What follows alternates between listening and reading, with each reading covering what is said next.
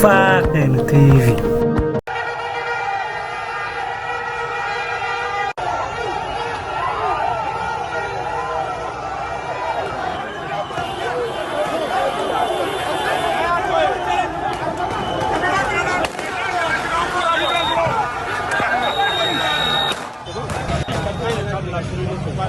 Ouais, ça c'est vrai. Ouais.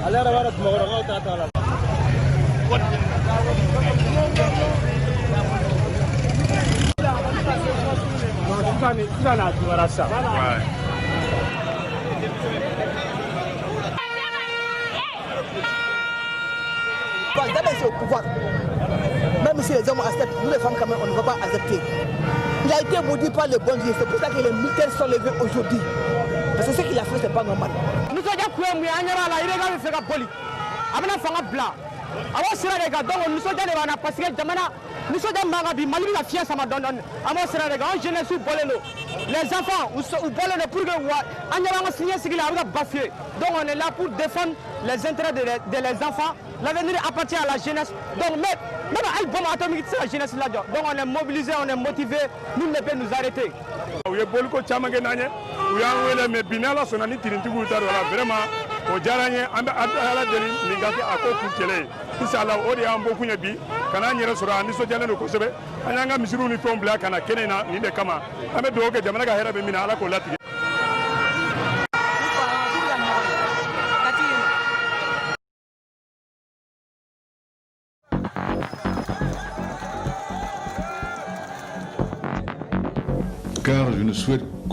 I want no blood to be spilled to keep me in power, and that's why I would like to thank the Malian people for their warmth. I am telling you now that I'm resigning from my position as the president and all my other positions, and I announce the dissolution of the assembly and the government.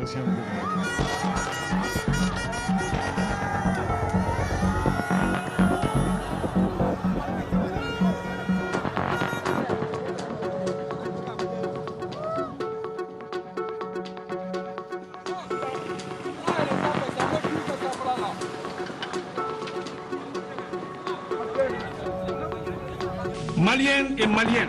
People of Mali, we are not holding on to power, but we are holding on to the stability of the country, which will allow us to organise within an agreed reasonable time frame general elections to equip Mali with strong institutions which are able to better manage our everyday lives and restore confidence between the government and the governed.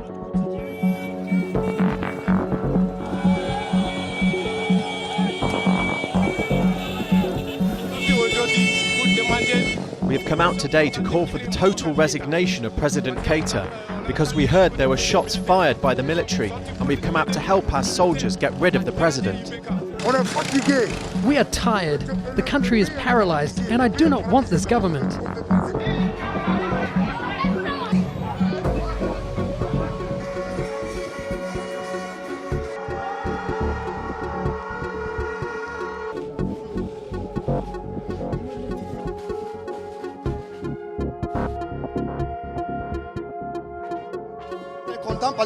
We're very happy because this is a liberation for the people of Mali.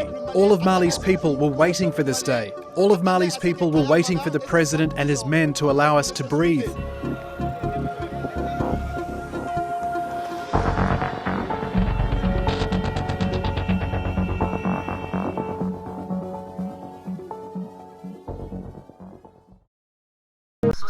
kandi tubaha ikaze muri iki kiganiro makuru cy'umunyamakuru cya none mugezweho nk'uko bisanzwe nanjye Nyirarukundo Xavera nanjye Jean Daniel Sindayigaye duterere Jean Daniel. Reka twanzikire iki kiganiro mu kinyamakuru The New Times mu nkuru yacyo ivuga ko umuryango uharanira inyungu z'abarokotse jenoside yakorewe abatutsi ba mu Bufaransa ibuka France wamaganye igitabo cyanditswe n'umunyamakurukazi wo muri Canada Judy River uzwiho gupfobya jenoside yakorewe abatutsi mu Rwanda. Ibuka France yasohoye inyandiko kuri internet izwi nka petition mu ndimi z'amahanga yamagana inzu y'ubwanditsi bw'ibitabo yo mu Bufaransa izasohora muri izi mpera z'uku kwezi kwa munani. Icyo gitabo gikubiyemo ihakana n'ipfobya rya jenoside yakorewe abatutsi. Muri iyo nyandiko ya Ibuka France barasaba iyo nzu y'ubwanditsi yitwa Max Milo kutaba urubuga rwo guhakana jenoside yakorewe abatutsi. Iki gitabo cyahinduwe mu gifaransa cyagomba kuba cyarasohotse umwaka ushize 2019 ariko inzu y'ubwanditsi ya Edition Fayard yo mu Bufaransa yari yemeye kugisohora iza kwisubiraho irabyanga kubera ko gikubiyemo amagambo ahakana kanapfobya jenoside yakorewe abatutsi mu Rwanda. Iki gitabo kikaba cyarahawe umutwe ugira uti Rwanda l'éloge du sang, cyabanje gusohoka mu cyongereza cyitwa In Praise of Blood The Crimes of the Rwandan Patriotic Front, aho umwanditsi wacyo Judy Riva yanditsemo ko ngo mu Rwanda habaye jenoside ebyiri, double jenoside, ibintu bigaragaza ipfobya rya jenoside yakorewe abatutsi mu Rwanda, yacyanditse muri 2018. Iki gitabo kigisohoka mu cyongereza jondanye cyamaganiwe kure n'abantu batandukanye bazi ukuri kw'ibyabaye mu Rwanda, bagaragaza ko kigamije kugoreka amateka u Rwanda rwanyuzemo no gukingira ikibaba bakoze jenoside yakorewe abatutsi mu Rwanda. Perezida wa Ibuka France yariwe Etienne Sanzimana yabwiye The New Times ko nubwo hashize imyaka 26 jenoside yakorewe abatutsi yagaritswe, ngo hari abantu batandukanye bakomeje umugambi wabo wo kwihakana no kwipfobya Xavier. Naho Tom Ndahiro umushakashatsi kuri jenoside avuga ko Judy Riva atari umuhakanyi uciriritse wa jenoside yakorewe abatutsi mu Rwanda, ahubwo ngo hari ku rwego rumwe na bari wo Mugesera ndetse na Ferdinand Nahimana bazwiho kuba ku isonga ry'abateguye bakanashyira mu bikorwa jenoside yakorewe abatutsi mu Rwanda. Tutari twatandukira cyane ingingo twariho Xavier, reka twarikiza amaso muri iki gitangazamakuru cya radiyo mpuzamahanga RFI mu nkuru yacyo ivuga ko urukiko rusesemanza rwo mu gihugu cy'Ubufaransa ruzatangira gusuzuma tariki 2 mu kwezi gutaha kwa Nzeri ubujurire bwa Felicien Kabuga usaba ko atakohererezwa ubutabera mpuzamahanga ngo bari bwo bumuranisha ku cyaha cyo kuba umuterankunga ukomeye wa jenoside yakorewe abatutsi mu Rwanda akurikiranyweho. Mu ntangiriro z'ukwezi kwa gatandatu uyu mwaka nibwo urukiko rw'ubujurire rw'ipari mu Bufaransa rwanzuye ko uyu Felicien Kabuga agomba kuburanishwa n'urwego rwa mécanisme résiduaire rwasigaranye akazi kasizwe n'urwahoze ari urukiko rwari rwarashyiriweho u Rwanda TPR yarusha muri Tanzania rwafunze imiryango yarwo mu Kuboza kwa 2015. Cyakora Kabuga n'abamwunganira mu mategeko bajuriye ntibanyuzwe n'uyu mwanzuro w'urukiko rw'ubujurire kuko bo bifuza ko yaburanishirizwa mu cyo gihugu cy'Ubufaransa. Mu gihe urukiko rusesa imanza rwo mu Bufaransa narwo rwakwanzura ko Kabuga yohererezwa ubutabera mpuzamahanga, habasigaye ukwezi kumwe gusa kugira ngo abushyikirizwe. Felicien Kabuga w'imyaka 87 nk'uko byivugira yafatiwe mu Bufaransa tariki 16 mu kwezi kwa gatanu uyu mwaka, nyuma y'imyaka irenga 20 yari amaze yihishahisha ubutabera. Ibyo tubireke. Perezida Paul Kagame yifuza ko Afurika yabonera igihe urukingo rwa COVID-19. Yabigarutseho ejo bundi kuwa kane mu nama yahuje biro y'umuryango wa Afurika yunze ubumwe n'abayobozi b'imiryango y'uturere ishingiye ku bukungu. Ni inama yibanze ku ngamba zo guhangana n'icyorezo cya COVID-19. Nk'uko byagarutswe n'ibinyamakuru n'ibitangazamakuru binyuranye by'aha mu Rwanda birimo n'Imvaho nshya ndetse na The New Times, iyo nama yabaye hifashishijwe ikoranabuhanga iyoborwa na Perezida Cyril Ramaphosa wa Afurika y'Epfo, ni nawe kandi uyoboye muri iki gihe umuryango wa Afurika yunze ubumwe. Perezida Paul Kagame nawe uyoboye muri iki gihe umuryango wa Afurika y'Uburasirazuba East African Community yashimye intambwe imaze guterwa mu gushaka ibisubizo byo guhangana na COVID-19 kuri uyu mugabane wa Afurika, anagaruka ku musaruro wo gushinga ihuriro rigamije kwishakamo ibisubizo by'ubuvuzi kuri uyu mugabane. Perezida Paul Kagame yasabye umuyobozi wa Afurika yunze ubumwe gushyiraho umukuru w'igihugu ukorana bya hafi na Strive Masiyiwa kuri ubu ugeze kuri izo nshingano zo guharanira ko Afurika itazabura urukingo cyangwa se ngo ibone urudahagije mu gihe ruzaba rugeze ku isoko. Aha umukuru w'igihugu yagize ati numva umwe mu bagize biro nyobozi cyangwa se undi mukuru w'igihugu cya Afurika yashyirwaho akamwunganira mu gukurikirana iyo nshingano yihariye, kuko ibyo bizashimangira ko Afurika itazabura urukingo cyangwa ngo izabone urudahagije igihe ruzaba rwabonetse. Umukuru w'igihugu kandi yanagarutse ku buryo ihuriro rigamije kwishakamo ibisubizo by'ubuvuzi ku mugabane wa Afurika rikomeje gutanga umusaruro ushimishije. Ashimira komisiyo y'umuryango wa Afurika yunze ubumwe, Munyazimbabwe Strive Masiyiwa n'itsinda bafatanyije mu guharanira ko uyu mugabane wa Afurika wihaza mu bikoresho by'ubuvuzi bikenewe mu guhangana na COVID-19. Muri iyo nama umuyobozi w'ikigo nyafurika gishinzwe kurwanya no gukumira indwara Dr.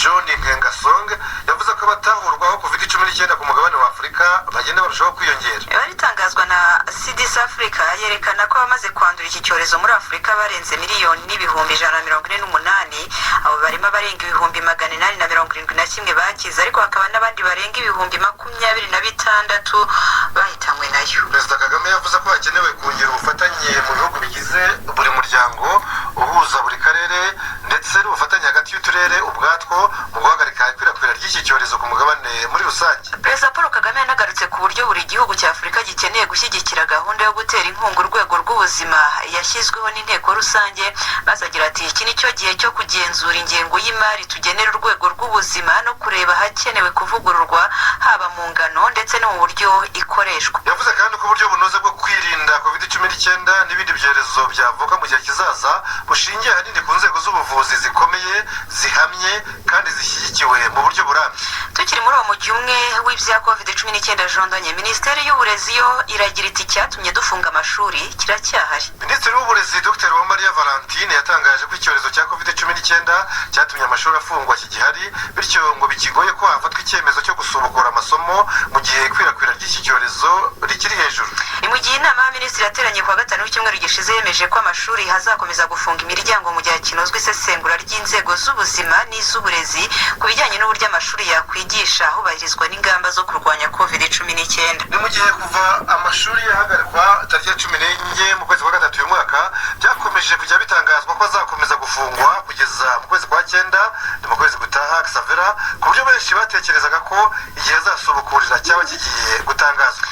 Minisitiri Dr. Uwamariya yabwiye RBA ko umwanzuro wo gufungura amashuri utapfa gufatwa kubera coronavirus igihari, maze agira ati kijondanye. Ati sinzi ko hari umuntu wakwizera ko abana bajya ku ishuri uyu munsi batagira ibyago byo kwandura iyi ndwara, kubera ko biragaragara ko indwara iracyahari kandi ibipimo birazamuka. Twaba twivuguruje twarafunze mu gihe icyago cyari kitaragaragara cyane, mu gihe tukibona rero imibare izamuka noneho tugafungura ngo abana ntibasubire mu mashuri. Minisitiri Dr. Uwamariya yanavuze ko bisaba ubwitonzi n'ubushishozi kugira ngo umenye ko utagiye noneho kongera ya mibare y'abanduriye virusi. Yongeyeho ko kugira ngo amashuri kimwe n'ibindi bikorwa bifungure buri wese yumva ko bimureba kuko yubahirije amabwiriza maze ntihagire umurwayi wongera kugaragara, amashuri nayo ngo yahita afungura. Minisitiri w'Uburezi akaba yaravuze ko nta uzi igihe iki cyorezo kizahagararira, ariko ngo harimo kwitegurwa uko bizagenda amashuri nafungurwa, harimo kongera ibyumba mu kugabanya ubucucike no kuyagezaho amazi mu rwego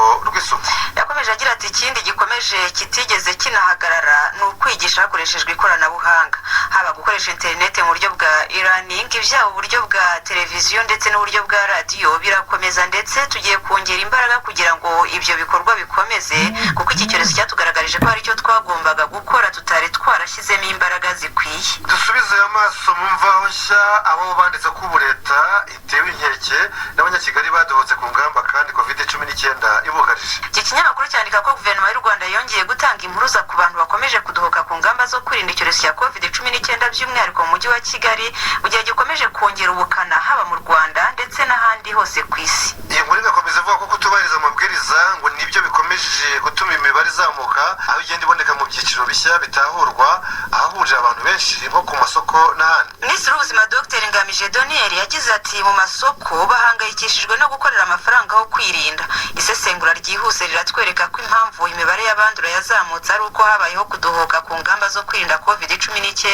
Abantu ntibacyambara udupfukamunwa neza, abandi ntibubahiriza gusiga intera hagati yabo n'abandi, nyamara icyorezo kiracyahari. Minisitiri Busingye ati guma mu rugo turayikozaho imitwe y'intoki. Iyi nkuru ya Keti Press iravuga ko Minisitiri w'Ubutabera akaba n'intumwa nkuru ya Leta Johnson Busingye avuga ko amabwiriza yo kwirinda COVID-19 yatanzwe akigishwa ndetse agasubirwamo, ariko ngo hakaba hari abanze kuyumva no kuyashyira mu bikorwa ahubwo bakirara, ari naho ahera avuga ko ngo hashobora gusubizwaho ya gahunda ya guma mu rugo mu gihugu hose. Mu butumwa akunze kunyuza ku rubuga rwa Twitter rubushishikariza abantu gukaza ingamba zo kwirinda icyo cyorezo, Minisitiri Busingye yagize ati kwirinda COVID-19 byaravuzwe, birigishwa, bisubirwamo, ingamba turazibwirwa, aho kumva ngo twubahiriza ibyo dusabwa bamwe bakirara.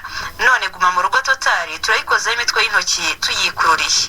Minisitiri Busingye yanzuye agira ati twirinde akazi keza, God bless. Ati akazi keza, God bless, Imana ibaho umugisha. Reka ibyanditswe ku Rwanda tubihinire kuri iyi nkuru ivuga ko Minisitiri Shyaka yasabye abayobozi baturiye imipaka kugira amaso ane n'ayahubwo jondanye. Abiri areba abaturage n'abiri areba inkiko z'u Rwanda. Nuko Minisitiri w'Ubutegetsi bw'Igihugu Shyaka Anastase yabibwiye abayobozi bahagarariye abandi mu murenge wa Ruheru mu karere ka Nyaruguru mu biganiro bagiranye ubwo yabagendereraga ejo bundi kuwa 4. Yateruye agira ati kera mu Rwanda iyo umwami yagushingaga ingabo akakohereza ku nkiko byagaragazaga ko hagufitiye icyizere, namwe umukuru w'igihugu yabaragije inkiko abafitiye icyizere. Yunzemo ati iyo uri ku nkiko ureba imbere n'inyuma, niyo mpamvu umuyobozi wa hano agomba kugira amaso ane, abiri areba abaturage n'abiri areba inkiko.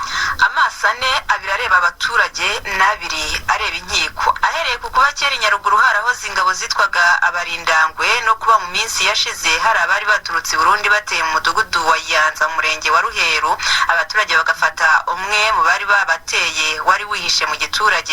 Minisitiri Shyaka yagize ati kijondanye ati hano turahabona igisigisigi cy'abarindangwe icyo gihango mu gikomereho. Ati icyo gihango mu gikomereho abahawe ubutumwa nabo bavuze ko ngo bari basanzwe bacunga neza umutekano w'aho batuye ariko ngo bagiye kurushaho.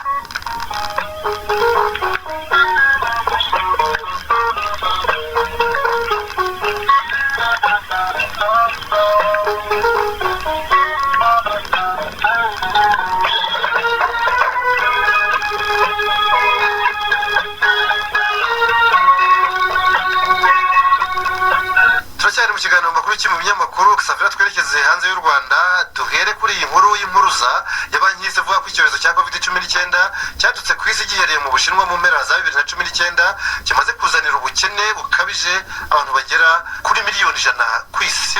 Iyi nkuru dusoma muri The Guardian, Le Figaro, L'Express, Journal de Montréal ku rubuga rwa banki y'isi no kuri Relief Web aho ivuga ko izi ngaruka za COVID-19 mu mibereho y'abatuye isi zatangajwe ejo bundi kuwa kane na perezida wa banki y'isi umunyamerika David Malpass. Hari mu kiganiro bwana Malpass yagiranye n'ibiro ntaramakuru AFP aho yavuze ko banki ayoboye isanga abantu miliyoni kuva kuri 70 kugeza kuri miliyoni 100 bazatindahazwa n'iki cyorezo kandi ngo uyu mubare ushobora kuziyongera mu gihe icyorezo nacyo cyaba kidacitse vuba. Bibari heruka ku ngaruka za COVID-19 jondanye ku mibereho y'abatuye isi. Banki y'isi yari yavuze ko abaturage miliyoni 60 aribo bazakeneshwa bikabije n'iki cyorezo bo hirya no hino ku isi. Nk'inama banki y'isi igasaba ibigo by'imari kugabanya umwenda bifitiwe n'ibihugu bikennye ndetse bikanareba uko byongera igihe cyo kuba biretse kubara inyungu kuri uwo mwenda nk'uko byumvikanyweho mu kwezi kwa kane uyu mwaka. Icyo gihe mu kwezi kwa kane uyu mwaka ibihugu 20 bikize ku isi bigize itsinda rya G20 byiyemeje ko kuzageza mu mpera z'uyu mwaka bizaba bihagaritse kwishyurwa umwenda bifitiwe n'ibihugu bikennye cyane. Ni mu gihe ibigo birimo banki y'isi n'imiryango itegamiye kuri za leta byasabye ko ibyo bikize biba bikuyeho inyungu byabonaga ku mwenda biberewemo n'ibyo bikennye cyane ku isi kuzageza nibura mu mwaka utaha wa 2021. Iyi nkuru ikanzura yibutsa ko muri 2015 imibare ya banki y'isi yagaragazaga ko abaturage bo ku isi babaga mu bukene bukabije bari miliyoni 734 mbese hafi 10% by'abaturage bose bo ku isi.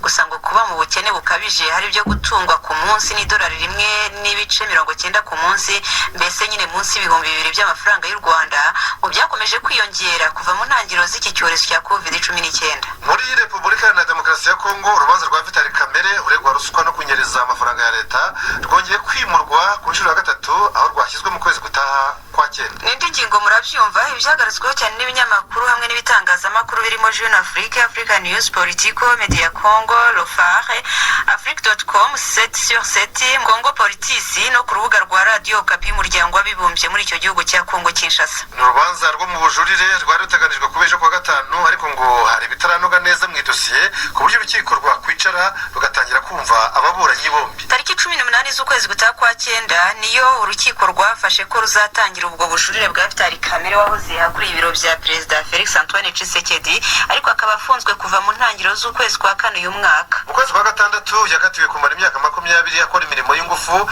nyuma yo kumuhamya kunyereza amafaranga ya leta yaragenewe gahunda yihutirwa y'iminsi 100 yari yashyizweho na Perezida Tshisekedi mu kwezi kwa gatatu 2019 kugira ngo habe habonetse ibikorwa remezo birimo inzu 2500 z'ibyuzuriraho zari guhabwa abaturage. Iyo gahunda y'iminsi 100 ni nayo yakomotseho izina ry'urwo rubanza rwa Kamerhe aho rwiswe urubanza rw'iminsi 100. Uretse kunyereza amafaranga angana na miliyoni 50 z'amadolari y'Amerika, ikindi cyaha yahamijwe ni icya ruswa kirebana n'itangwa ry'amasoko muri iyo gahunda y'iminsi 100 aho uburiganya bwakozwe bwanagize ingaruka ku wahawe isoko ari umunyemari ukomoka muri Libani Sami Jamali n'umunyekongo Muhima Jano wari umujyanama wa Perezida Tshisekedi ashinzwe serivisi yo gutumiza no kohereza ibintu mu mahanga. Ubujurire bwabo uko ari batatu bwari bwashyizwe tariki ya 24 Nyakanga ni mu kwezi gushize ariko buza gutangira kwimurwa aho bwa mbere bwimuweho ibyumweru 2 bushyirwa ku tariki ya 7 muri uku kwezi kwa 8 buza kongera kwimurwa bwa kabiri bushyirwa tariki ya 21 Kanama n'ejo kuwa gatanu none bwimuwe ku nshuro ya gatatu Xavera bushyirwa ku itariki ya 18 Nzeri mu kwezi nyine gutaha. Hagati aho abaregwa bo bakomeje gufungirwa muri gereza nkuru ya Makala iherereye mu murwa mukuru Kinshasa. Ibyo tubiveho tujye muri Mali ahavugwa ihirikwa ry'ubutegetsi bwa Perezida Ibrahim Bakari Keita kuva ku wa kabiri cy'Icyumweru, aho yanajyanye na guverinoma yari iyobowe na Minisitiri w'Intebe Boubou Cissé. Perezida Ibeka nk'uko bakunda kumwita yari ku butegetsi kuva muri 2013. Ni nyuma y'amezi menshi aho muri Mali havuga imyigaragambyo yabo ku ruhande rutavuga rumwe n'ubutegetsi basabaga Perezida Keita kwegura kuko ngo yananiwe kugarura umutekano mu gihugu wabaye ingume kuva muri 2012 ubwo hadukaga ibitero by'imitwe y'abarwanyi bavuga ko bagendera ku mahame akazi ya Kisilamu bateye baturutse mu majyaruguru y'icyo gihugu. Ikindi cyakuriye umunabi mu banyamari ngo nuko Boubacar Keita wari watorewe manda ya kabiri muri 2018 atigeze amenya uburyo nyabwo bwo kwitwara ku gitutu yakomezaga kotswa n'abigaragambyaga kuva mu kwezi kwa gatandatu bamagana ruswa no gucunga nabi ubukungu muri iki gihe cy'icyorezo cya COVID-19. Ibinyamakuru n'itangazamakuru byo hirya no hino ku isi nka Le Monde, Huffington Post, The Sun, Le Courrier International, France 24, Africa News, Le Soir, The Report Africa, Le Point n'ibindi bitandukanye byanditse ko intandaro y'irikwa ku butegetsi yabaye ukwivumbura kw'abasirikare bo mu kigo cyitiriwe Sundiata Keita giherereye mu gace kitwa Kati kari ku birometero 15 ugana mu majyaruguru y'uburengerazuba bw'umurwa mukuru Bamako. N'ubundi hari hashize imyaka 8 muri icyo kigo cya gisirikare habereye intangiriro ya kudeta yaje kuvanaho Perezida Amadou Toumani Touré. Ku wa kabiri w'iki cyumweru rero ibyatangiye ari urujijo muri icyo kigo cya Kati byaje kurangira bivuyemo kudeta ikozwe n'agatsiko k'abasirikare bakuriwe na Colonel Assimi Goïta w'imyaka 37 y'amavuko nk'uko yabyitangarije ku wa gatatu Xavera. Bikimara gutangazwa gutyo Jean Daniel amahanga n'imiryango itandukanye yarabyamaganye, bamwe bihutira gusaba ko itegeko nshinga ryubahirizwa hagasubiraho Perezida Ibeka n'ubutegetsi bwe, abandi bo bahise batangaza ibihano bifatiwe ako gatsiko ka gisirikare kamuhiritse. Urugero rukaba umuryango wa CEDEAO uharanira ubukungu bw'ibihugu by'uburengerazuba bwa Afurika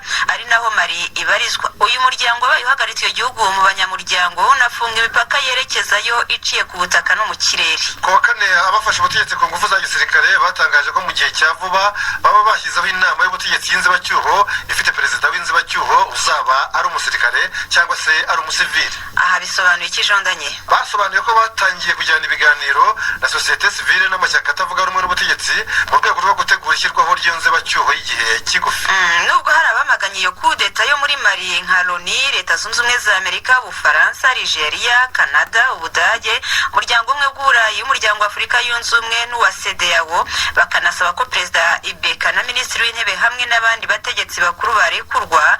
Imbere mu gihugu ho amashyaka atavuga rumwe n'ubutegetsi yibumbiye mu ihuriro rya M5 RFP ari nayo yari amaze iminsi amusaba kwegura, yariruhukije karahava maze atangaza ko yiteguye gukorana n'ako gatsiko ka gisirikare. Hagati aho mu ijoro ryo ku wa kane rishyira ku wa gatanu intumwa za Loni zo mu ishami rishinzwe uburenganzira bwa muntu zabonanye na Perezida Ibeka n'abandi bategetsi bakuru batawe muri yombi n'ako gatsiko ka gisirikare kemeje ko hari abafunguwe barimo Minisitiri w'Ubukungu ndetse n'undi muntu wari umunyamabanga wihariye wa Ibeka. Kugeza ejo ku wa gatanu kandi Jean Daniel ako gatsiko kari kagifunze abo banyakubahwa 17 barimo abajenerali batatu aribo Minisitiri w'Ingabo, Minisitiri w'Umutekano n'umugaba mukuru w'Ingabo za Mali. Harimo kandi Perezida w'Inteko Ishinga Amategeko. Bose ngo bafungiwe mu kigo cya gisirikare cya Kati cyaturutsemo ababakuye ku butegetsi. Ni ikigo cyitiriwe Sundiata Keita. Umuvugizi wabo Ismail Wage afite ipeti rya Colonel Majoro, ipeti ryumvikanye nk'irishye mu matwi ya bamwe,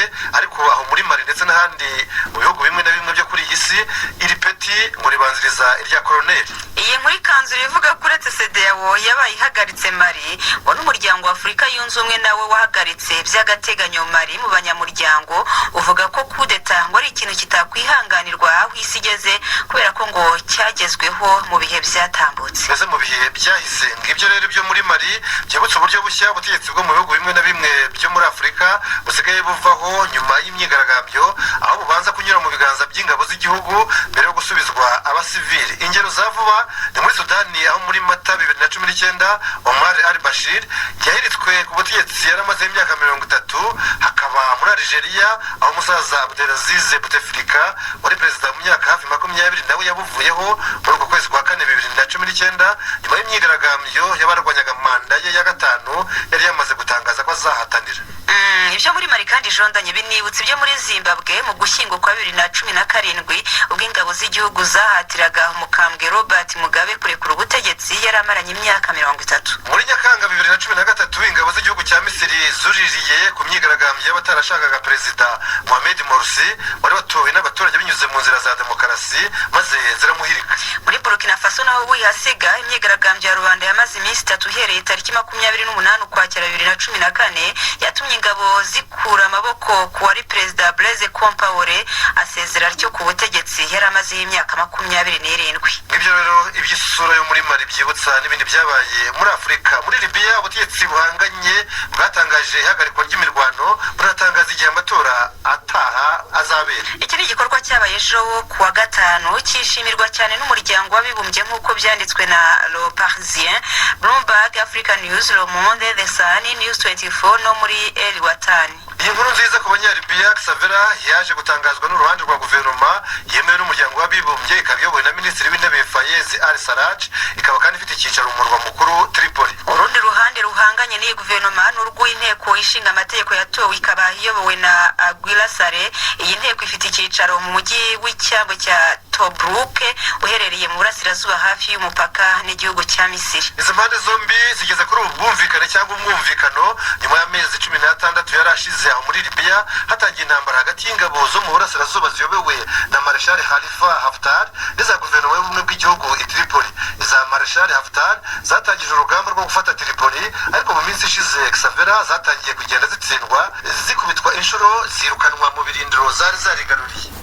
Ubwo bwumvikane kandi buvuga ko hatanzwe agahenge ku butaka bwose bwa Libya kugira ngo muri icyo gihugu habone uko hategurwa amatora y'umukuru w'igihugu n'abagize inteko ishinga amategeko. Nta tariki nyirizina mu matora azabera aho igeze itangazwa gusa ukwezi ko kwamenyekanye no kuwa gatatu ariko ni umwanzuro wakiriwe neza na Misiri iri ku ruhande rwabo mu burasirazuba hafi y'umupaka wayo unakirwa neza na Loni ishyigikiye guverinoma y'i Tripoli. Kuva muri 2011 hakurwaho ubutegetsi bwa Colonel Muammar Gaddafi nawe akahasiga ubuzima. Libya nta mutekano urayirangwamo kuko yacitsemo ibice bibiri bishyamiranye icyo mu burasirazuba n'icyo mu burengerazuba kandi buri ruhande rufite guverinoma z'amahanga zirushyigikiye mu ntambara. Hakurya y'amazi magari niho twageze mu gihugu cya Leta Zunze Ubumwe za Amerika. Ishyaka ry'abademokarate ryemeje ku mugaragaro umukandida waryo Joe Biden w'imyaka 77 y'amavuko uzarihagararira mu matora y'umukuru w'igihugu azaba mu ntangiriro z'ukwezi kwa 11 uyu mwaka. Ibinyamakuru birimo Wall Street Journal, Los Angeles Times, Newsday, Washington Post, New York Times,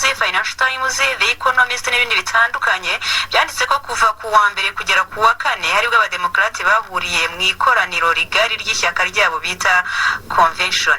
Muri iyo convention cyangwa se kongere yakozwe mu buryo bw'ikoranabuhanga hirindwa COVID-19 niho Joe Biden yemeye kuzahagararira abademokarate muri aya matora ari kumwe na madamu Kamala Harris, senateri muri leta ya California. Uyu mugore wabyemeye nawe yahise yandika amateka yo umugore wa mbere wirindi bara ry'uruhu mbese utari umuzungu jondanye wiyamamaje ku mwanya wa vice president w'ishyaka ry'ikigugu muri Leta Zunze Ubumwe za Amerika. Madamu Harris w'imyaka 55 y'amavuko ni umunyamerikakazi w'umwirabura ufite inkomoko muri Aziya kubera nyina w'umuhindekazi mu gihe se ari umwirabura ukomoka muri Jamaica. Aba bakandida bombi Biden na vice president we Harris bijeje ko biteguye gusimbura President Donald Trump w'imyaka 74 y'amavuko bashinja imiyoborere mibi yashyize igihugu cyabo mu bihe by'icuraburindi. Gusa Trump nawe bazaba ahatana muri abo matora yo mu Gushyingo uyu mwaka ashakisha manda ya kabiri ku itike y'ishyaka ry'abarepublika aho azaba ari kumwe na vice president we Mike Pence